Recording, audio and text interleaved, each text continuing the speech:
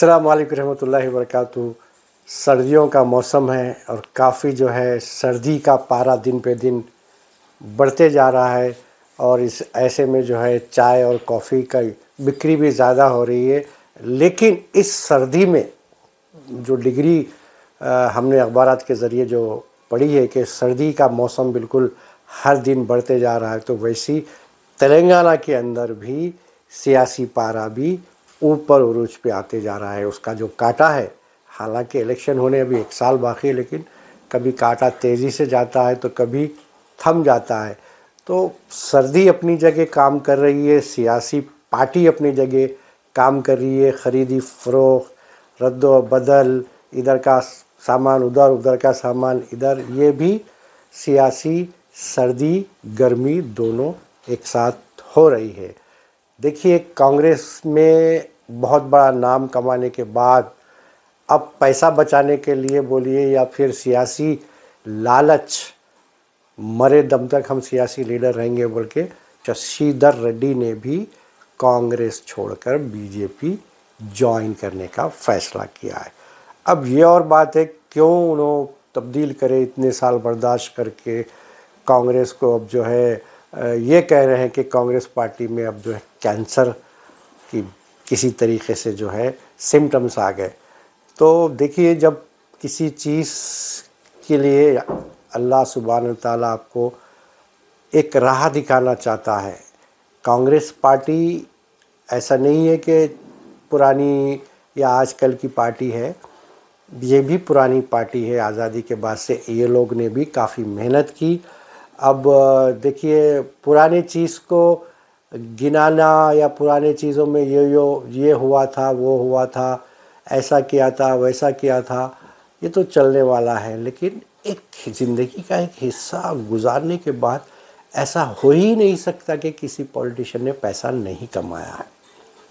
हराम के ज़रिए से कमाया हो, कारोबार के ज़रिए से कमाया हो, कमीशन के ज़रिए से कमाया हो, उसको तो ईडी और सीबीआई के तरीक़े से भुगतना ही पड़ेगा।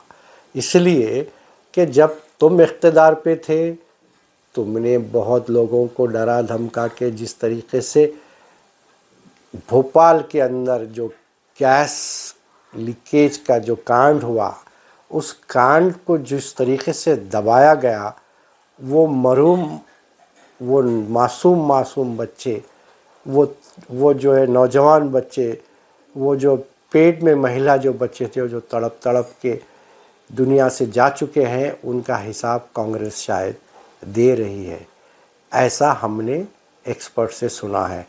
तो राजनीति अगर किसी चीज़ में आपको हावी करना है, तो आज के दौर में 21वीं सदी के दौर में आपको थोड़ा सा 2 कदम आगे जाके काम करना पड़ेगा और 2 कदम अपनी कम्युनिटी के बारे में बोले तो ही आपको वोट मिल रहा है, जज्बाती तकरीर से, या फिर आप जो है अल्लाह की कसम, मौला की कसम, आप ये हम सुनते थे तेरी कसम फिल्म आई, मेरी कसम, कसम वादे फ़लाँ फ़लाँ। लेकिन आजकल सियासत में चल रहा, तुम्हें अल्लाह की कसम, तुम्हें वास्ता। अरे भाई, वास्ता तालीम पे दो, तुमको पढ़ना है अल्लाह का वास्ता, तुमको पढ़कर जो है क़ानूनी दस्तूरी जो बाबा साहब अम्बेडकर ने हमको दिया, वो लेकर अदालतों में जाके इनके गिरेबानों को क़ानूनी हिसाब से पकड़ के इनको बेनकाब करो। ये जो है सियासी पैदाइश में इनके कब आंग पे क्या था, इनके पास गाड़ी क्या थी, इनके पास घर क्या था, और सियासी पैदाइश से लेके आज 21वीं सदी के बाद इनके पास इतनी उम्र में कितना पैसा आ गया, कहाँ से आया भाई, कौन दिए, ये भी सेटअप 2014 के बाद हो गया। सियासी पार्टी को बाहर से चंदा आ रहा, सो उसका हिसाब नहीं। जैसा हमारे तेलंगाना स्टेट की दुख्तर डॉटर के चंद्रशेखर राव साहब की बेटी ने, कविता ने सही कहा कि हज़ारों में जो केसेस है सीबीआई के, ईडी के, वो किसी भी अपोजिशन पार्टी को नहीं छोड़ा गया। हालांकि देखिए बहुत ही गंभीर और बहुत सीरियस एलिगेशंस थे। मैं पहले ही बोला आपको कि कोई भी दूध का धुला हुआ सियासतदान है ही नहीं, ख़ासतौर से जो पार्टियां हैं। देखिए आप पार्टी बिल्कुल चंद सालों की है, इतना परेशान करके रखी है क्योंकि वो सीधा चल रही है, तो इनको नींद ही नहीं आ रही। कभी जो है चीफ मिनिस्टर के अरविंद केजरीवाल के पास दो दो मरतबा सीबीआई की जानकारी के लिए रेड होती है, तो कभी जो है मनीष सिसोदिया के नाम पे उनके ऊपर एलिगेशन ला के कुछ भी नहीं मिलता है। उन्होंने साफ कहा कि ये कीचड़ उछाल रहे हैं, क्योंकि कमल का जो फूल का कीचड़ नीचे है वो कीचड़ फूल को लगा लेते हैं, कीचड़ को कहीं ना कहीं फेंक के उनको परेशान करते हैं। लेकिन ऐसा कुछ भी नहीं हुआ। इसलिए नहीं हुआ क्योंकि बिल्कुल थोड़े दिनों में वो जो है पार्टी को जो है सफाई करने में लगे हुए हैं। अब उसको ए टीम है, बी टीम है, ये दोनों एक ही है, वो वैसा है, ऐसा है, बल्कि ये तो सियासी बातें होंगी। लेकिन असल में कम्युनिटी की बात होती है तो आप वो क्या कर रहा है देखिए। सबसे पहला काम उन्हें तालीम का करा केजरीवाल।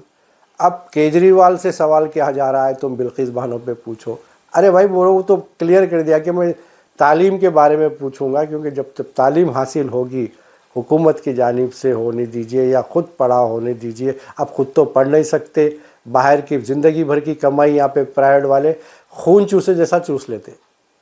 उसके बाद जो है बचता क्या उसके पास। अगर वो किसी तरीके से एक दो करोड़ खर्चा करके डॉक्टर बन भी गया तो बस उन्हें बस रोज़ ऑपरेशन करता जेब के आपकी पूरी जवानी दे के आप जो है सऊदी अरब, दुबई वगैरह में, अमेरिका वगैरह में जाके कमा के लाए, इनको कट्टे कट्टे जो है टेबल के नीचे से देना पड़ता। जाहिर सी बात है उनकी औलाद भी जो है ना वो इसी जो है दूर से देख रही। हमारे बचपने में ऐसे टॉर्च डाल के देखते थे, आ करो बोल के दवा लिखते थे, जाओ बोलते थे। लेकिन अब तो 4-5 किस्म के जो है टेस्ट करा के दूर ठहर के आपको देना पड़ेगा दवा। तो आपको तालीम अगर है तो आप कोर्ट को जा सकते। सबसे पहले आपको इंसाफ अगर कहीं नहीं मिल रहा हुकूमत की जानिब से, एमएलए की जानिब से, एमपी की जानिब से, मिनिस्टर की जानिब से, कॉरपोरेटर की जानिब से, रोड में कमीशन, उसमें कमीशन, लाइट में कमीशन, बड़े बड़े प्रोजेक्ट में कमीशन, अगर इसको रोकना है आपको तो आपको पीआईएल यानी कोर्ट में जाके किसी ना किसी ज़रिए से आपको उनको कोर्ट बुलाना पड़ेगा। सियासी हिसाब से तो आपको जीतना पड़ेगा। तो ऐसा डिवाइड करके रखी कांग्रेस जो आज भुगत रही है कि मुसलमान अक्सरियत से जो है जीत ही नहीं सकता। अपनी अपनी सोच, अपनी अपनी पॉलिसी से सियासी पार्टी कुछ अपना हिस्सा बचा ली एरिया बना के। अब वो देखिए हर पार्टी की हर एक अपनी एक पॉलिसी होती है जो हिंदुस्तान में भर के चलती है। तो लेकिन अब अरविंद केजरीवाल का जो आदमी, आपको गुजरात होने दीजिए, हैदराबाद होने दीजिए, या फिर सिकंदराबाद होने दीजिए, या सारा तेलंगाना आंध्रा होने दीजिए, अगर वो ठहरता है यहाँ पार्टी को खड़ा करता है तो वो तालीम की बात ही करेगा, सबसे पहले दवाई की बात करेगा, घर की बात करेगा, सफाई की बात करेगा। ये 4 चीज़ों पे आपको इलेक्शन वो यहाँ लड़ेगा, हमने ऐसा सुना है। देखिए आपको जो सफाई का अभियान है आपका, उसमें आपको समझने की ज़रूरत है। यहाँ जो तेलंगाना की सरगर्मी चल रही है वो कलकत्ता तक असर पड़ रहा है उसका, कि कलकत्ता में भी कोशिश की जा रही है कि वहाँ पे भी दबाव डाला जाए, और फिर जो है तेलंगाना में भी सीबीसीआईडी या फिर ईडी का दबाव डालकर जो है सियासी पार्टी के जो पुराने एमएलए हैं, एमपी से, उनको ख़रीद फ़रोख्त किया जा रहा है। तो ये सियासत इंटरनेशनल लेवल पे हर जगह चल रही है। लेकिन वोटर को ये समझना पड़ेगा कि हम सिर्फ तालीम के हिसाब से, तालीम अगर हमारा हिस्सा मिलता है, हिस्सा लीजिए, नहीं मिलता तो कोर्ट को जाइए। मैं शुरू से बोल रहा हूँ, चंदा करिए, रोड पे ठहर के, घरों पे खटके मारिए, मस्जिद के बाहर जैसा इलेक्शन आते मस्जिद के पास भीख मांग लेते हुए कैसा ठहरते, सलाम करते हुए हमारे को वोट डालिए। बहरहाल ऐसा दिखता है जैसा कि मस्जिद के दरवाजे के सामने कोई भिखारी खड़ा हुआ है। तो इस पे भी आपको गौर करने की ज़रूरत है। वहाँ आप 4 लोगों के मुसल्लियों के सामने उनको पूछिए कि आप जीत के आए तो हमारे बच्चों के लिए दवाखाना में कितने पैसे लेके इलाज करेंगे, और तालीम में कितने पैसे लेके आप हमारे को जो है एडमिशन देंगे हमारे बच्चे को। हमारे को परेशानी आई तो आप क्या हमारी मदद करेंगे, क्योंकि आप तो खाली खिदमत करने आए नहीं, माल कमाने आए, माल खर्चा करके आ रहे हैं आप। लाखों नहीं करोड़ों रुपए खर्चा कर रहे हैं, जिसका जो है कोई हिसाब नहीं है। तो अगर आपको मस्जिद के सामने कोई एमएलए दिखा हिंदुस्तान भर में कहीं भी, ख़ासतौर से मुस्लिम भी ठहरेंगे ना भाई, वो लोग तो पूरा ग्राउंड बना रहे हैं आरएसएस वाले मिल के किस तरीके से जो है हिंदू और नॉन मुस्लिम वोट को एक जगह किया जाए। वो लोग चल रही, उनकी मुहिम चल रही, चलने दीजिए। उनका भी जमहूरी हक़ है, आपका भी जमहूरी हक़ है। जहाँ जहाँ ये लोग आते हैं आपके पास, जो चंद मुनाफिकों के साथ आते हैं, जो उनको सिर्फ पैसे से मतलब रहता, मुसलमान बच्चा होने दीजिए, बच्ची होने दीजिए, क्या कर रहे हैं क्या नहीं कर रहे हैं, उनको सिर्फ पैसे होना है। एक दिन जो है ना पैसे लेके दिमागी तौर पे जो है ख़त्म होके जो है एक दिन अल्लाह को प्यारे हो जाते। तो आपको ये बेहद सोचना ज़रूरी है कि तालीम से ही सब कुछ हो सकता है। जब तक तालीम नहीं मिलेगी आपको, जब तक दीन दुनिया की तालीम नहीं मिलेगी, आपको समझ में आता ज़रूर होगा कि अगर आप अल्लाह की बात करेंगे तो अल्लाह और रसूल की बात करेंगे, तो दीन की बात करेंगे, हदीस की बात करेंगे, सियासी बात करेंगे, दुनिया की बात करेंगे, तो उसमें आप अपना पहले फ़ायदा देखेगा सियासी लीडर, उसके बाद आपका काम करेगा। ये देखना आपको दोनों चीज़ों पे ज़रूरी है।